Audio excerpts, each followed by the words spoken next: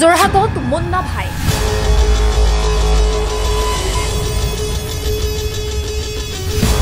medicine বিশেষজ্ঞ বুলি পৰিচয় দি আহিছিল দুই ভুৱা চিকিৎসকে চেম্বাৰ খুলি প্ৰায় 8 বছৰে চিকিৎসা কৰি আহিছিল মুন্না ভাই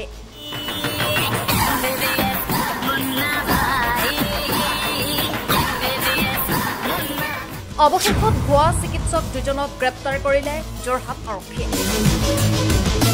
এইবাৰ যোৰহাটত মুন্না ভাই কোনো ভিতৰুৱা ঠাইত নহয় যোৰহাট নগৰৰ মাজমজিয়াৰ পুৰণা আৱৰ্ত ভৱন পথত চেম্বাৰ খুলি অশোক কুমাৰ গগৈ নামৰ এইজন লোকে নিজকে মেডিচিন বিশেষজ্ঞ বুলি বিগত 8 বছৰ চিকিৎসা কৰি আহিছিল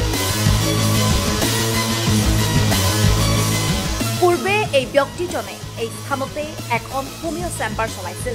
আৰু পাছত মেডিচিন বিশেষজ্ঞ বুলি চিকিৎসা কৰি আহিছিল আনহাতে আনজন মুন্না ভাই অমৰজ্যোতি নাথ বিগত 3 বছৰে নিজকে মেডিচিন বিশেষজ্ঞ বুলি চিকিৎসা কৰি আহিছিল মই দুদিনমান ছুটিত আছিলোঁ যিয়ে নহওক আমাৰ চাৰ্জত আছিলে ডাক্তৰ মলখন শইকীয়া তেখেতে গম পোৱাৰ লগে লগে অতি শীঘ্ৰে তেখেতে গোটেইটো এটা সৰজমিন তদন্ত এটা তেখেতে কৰি পেলাই এই তদন্তটোৰ ভিত্তিত তেখেতে 8/7 এখন তেখেতে নটিচ এটা জাৰি কৰে যে তেখেতে ইমিডিয়েটলি এইটো ক্লোজ কৰিব লাগে আৰু একচুৱেলি তেখেতে MD মেডিচিন হিচাপে তেনেকৈ দিয়া নাছিলে তেখেতৰ আছিলে হেনিমেন হোমিও ক্লিনিক প্ৰথমতে সেইটো হিচাপে তেখেতৰ ৰেজিষ্ট্ৰেশ্যন আছে হোমিও বুলি আমাৰতো ইয়াত যিটো CA প্ৰভিজন আছে ৰেজিষ্ট্ৰেশ্যন নাম্বাৰ এইটো ইনষ্টিটিউশ্যন আমি লগে লগে টাৰ্মিনেট কৰিছোঁ যি নহওক লাগিলে হোমিও হওক বা যিয়ে নহওক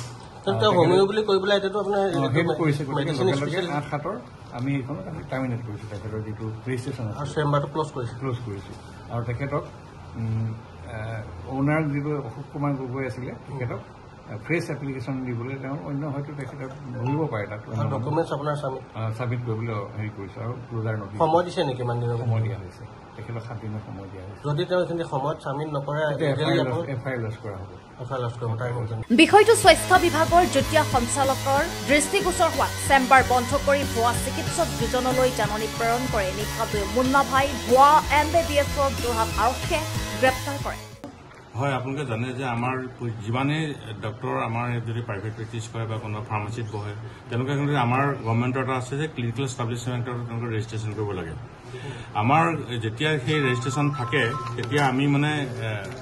জানো যে সেই ডক্টৰজন ঠিকে আছে কিন্তু আমাৰ এটা কমপ্লেইন এটা আহি গ'ল আমাৰ ডক্টৰ্ছ ক্লাব আছে ডক্টৰ্ছ ক্লাবৰ পৰা এটা কমপ্লেইন পাইছিলোঁ যে সেই এখন প্ৰেছক্ৰিপশ্যন এখন শ্বেয়াৰ কৰিছিলে সেই শ্বেয়াৰ কৰাৰ পিছত তেতিয়া দেখিলোঁ যে হয় সেইজন ডাক্তৰ আজি কিছুদিনৰ পৰা আমি নামটো দেখি আছিলোঁ 2-এখন আমি প্ৰেছক্ৰিপশ্যন পাইছিলোঁ কিন্তু আমি তেতিয়া যেতিয়া ডক্টৰ্ছ ক্লাবৰ পৰা সেই কথাটো আহি গ'ল তেতিয়া আমি ইমিডিয়েটলি আমি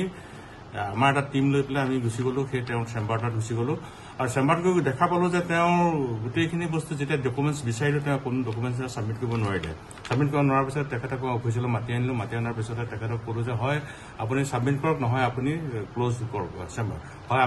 আমি সেইটো ছাবমিট কৰিব নোৱাৰে সেইকাৰণে আমি তেখেতৰ চেম্বাৰটো আমি ইমিডিয়েটলি ক্ল'জ কৰি দিছোঁ আৰু তেওঁৰ যিখন আমি আগতে ক্লিনিকেল ষ্টুডেণ্ট এখন হেমিঅ'পেথিকৰ কাৰণে এখন তেওঁ দিছিলোঁ সেইখনো আমি তেওঁ মিছ ইউজ কৰাৰ কাৰণে আৰু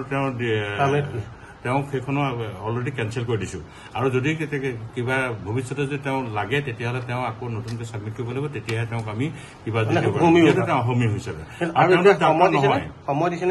তেওঁ সময় হিচাপে আমি তেনেকৈ দিয়া নাই আচলতে তেওঁ যেতিয়া ছাবমিট কৰিব লাগে তেনেকৈ কিন্তু তেখেতক এসপ্তাহৰ ভিতৰত আমি সময় দিছোঁ এসপ্তাহৰ ভিতৰত দিয়ক নহ'লে একেবাৰে আপোনাৰ সেইটো কেঞ্চেল হৈ যাব যদি ছাবমিট নকৰে তেতিয়া আপোনালোকে লিগেলি আগবাঢ়িব লিগেলি আমি তেনেকৈ আগবাঢ়িবলৈ তেনেকৈ নাই যদি ভৱিষ্যতে যদি তেওঁ কোনোবা এখন মই কৈছোঁ কিন্তু ভাৰবিলিয়ে তেখেতে কৈছে ভৱিষ্যতে যদি আপোনাৰ কোনোবা এখন প্ৰেছক্ৰিপশ্যন যদি আমি দেখা পাওঁ বা ক'ৰবাত যদি আপুনি বহিছে তেতিয়াহ'লে আপোনাৰ ইমিডিয়েটলি আপোনাৰ পুলিচে আমি FIR দিবলৈ আমি বাধ্য হ'ম তেখেতে এৰেষ্ট হৈ যাব আৰু যিহেতু জানে যে অসমত এতিয়া আমাৰ বহুত তেনেকুৱা ফেক ডক্টৰ ওলাইছে আৰু এজন আমাৰ ডক্টৰ গুৱাহাটীত আছে তেখেতৰ ডক্টৰ অভিজিত নেওগ বুলি তেখেতে এইটো বস্তু সহজতে কৰি আছে আৰু তেখেতে বহুত তেনেকৈ ভুৱা চিকিৎসক তেখেতে